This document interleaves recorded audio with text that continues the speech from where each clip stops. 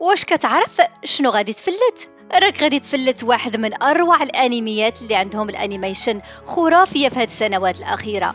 القصه كتبع واحد الطالب عادي اللي حياته كتبدل في ليله واحده. في واحد السهره كيكتشف بالبنت اللي عزيزه عليه تشانيو، حتى هي كتحمل ليه المشاعر. ولكن الفرحه ديالو ما غاديش تدوم بزاف، حيت تسانجان واحد المجرم خطير في الحومه ديالهم، واللي حتى هو كيعشق ما غاديش يخلي الامور دوز هكاك. تسانجان غادي يجر البطل ديالنا لفخ خطير ويصور كل شي باش تفرج في الاهانه ديالو لايف. ولكن وسط هذه الكارثه القدر عنده خطه اخرى. البطل كيطيح في الماء وكيكتشف مكعب غامض في القاع.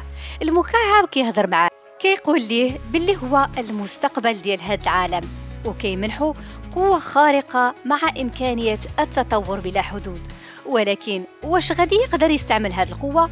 فاش كيرجع للمدرسة نفس المجرمين كيتسناوه باش يكملوا عليه. المرة هذه كيطلبوا منه يجي للجيمناز بعد المدرسة، والمفاجأة 12 الوحش كيتسناوه باش يسحقوه.